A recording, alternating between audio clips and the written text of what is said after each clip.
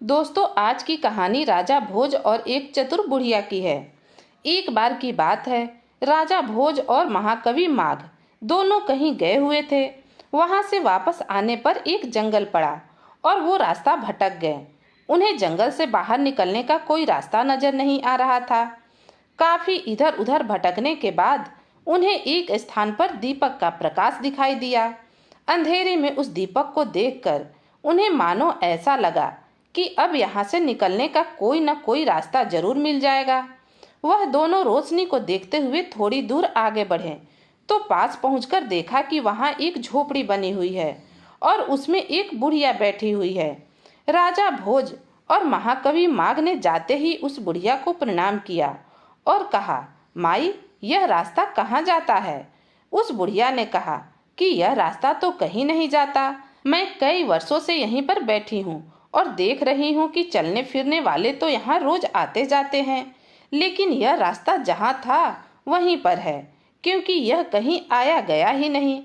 लेकिन रास्ता जानने से पहले तुम लोग यह बताओ कि तुम कौन हो? राजा ने अपना नाम नहीं बताया और कहा कि हम एक पथिक हैं।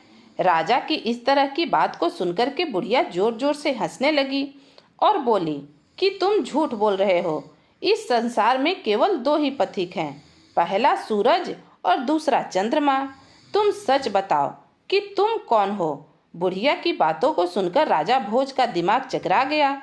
बुढ़िया ने सचमुच ऐसी बातें ही कह दी थी जो राजा को उलझन में डालने वाली थी। राजा ने काफी सोच विचार किया।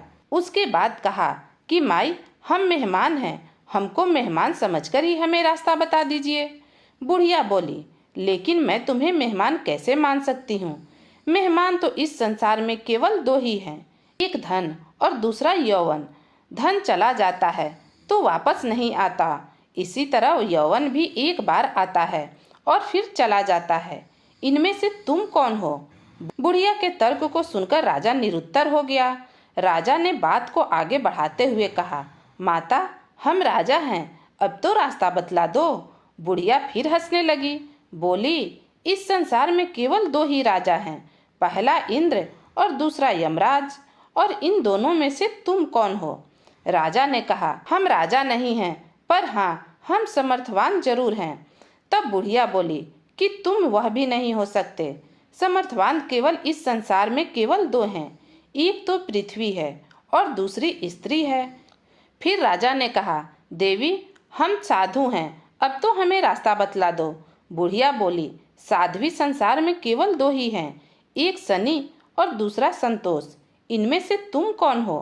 अब तो समस्या गंभीर होती जा रही थी। विद्वान कवि माघ और राजा के सामने इस तरह की तर्क करने वाला व्यक्ति इससे पहले कभी नहीं आया था। और सबसे मजे की बात तो यह थी कि बुढ़िया बहुत ही संक्षिप्त में तर्क संगत पूर्ण और काफी गंभीर बातों को कह रही थी। राजा भोज बोले, माई, हमें परदेसी जानकर के रास्ता बतला दो। तभी वह बुढ़िया कहने लगी, फिर वही बात तुमने कह दी। परदेसी भी संसार में केवल दो ही हैं, एक जीव है और दूसरा पेड़ का पत्ता। तुम इनमें से कोई भी नहीं हो। महाकवि माघ से इस प्रकार की बातों को सुनकर के रहा नहीं गया। वह विनम्रता पूर्वक हाथ जोड़कर बोले, माँ, हम गरीब हैं, अब हमें गरीब समझकर ही रास्ता बतला दीजिए। बुढ़िया बोली, संसार में गरीब तो केवल दो ही हैं, एक बकरी का बच्चा और दूसरे लड़की। अब बोलो, तुम इनमें से कौन से गरीब हो? तब राजा भोज ने कहा, अच्छा माई, यह मानोगी नहीं कि हम मूर्ख नहीं हैं, हम चतुर व्यक्ति हैं। तब बुढ़िया बोली कि संसार में केवल दो ही चतुर हैं, एक अन्न और दूसरा पानी। उनमें से तुम कौन से चतुर हो? राजा भोज और महाकवि माघ बुढ़िया से तर्क करने की स्थिति में अब नहीं थे। उन्होंने अपनी हार को मानते हुए कहा, हम हार गए। इस बात को सुनकर के बुढ़िया ने कहा, हारे हुए भी संसार में केवल दो ही होते हैं, पहला कर्जदार और दूसरा बेटी का बाप। बुढ़िया की इस प्रकार की तर्क संगत बातों को सुनकर अब उन दोनों में से किसी की हिम्मत नहीं हो रही थी कि अब उनसे कुछ पूछे। अचानक वह दोनों मौन हो गए और बुढ़िया की ओर बहुत ही कातर दृष्टि से देखने लगे। यह देखकर वह बुढ़िया बोली, आप दोनों को मैं पहले ही पहचान गई थी। जैसे मैंने देखा मैं तुरंत पहचान गई थी कि आप कौन हो। फिर इशारा करते हुए कहा कि आप राजा भोज हो और आप महाकवि माघ हो। राजन, इस रास्ते से सीधे चले जाएं। सुबह तक आप दोनों अपनी नगरी में सुरक्षित पहुंच जाएंगे। राजा भोज और माघ पंडित ने बुढ़िया को प्रणाम किया और आगे बढ़ गए। अगले दिन सुबह वो अपनी धारा नगरी पहुंच गए। तो दोस्तों, यह कहानी आपको कैसी लगी कमेंट करके जरूर बताना। और अगर आप मेरे चैनल पर नए हैं तो ऐसी नई नई कहानियाँ सुनने के लिए चैनल को सब्सक्राइब भी करें। तो फिर मिलती हूँ एक नई कहानी के साथ। कहानी सुनने के लिए आप सभी का बहुत बहुत धन्यवाद।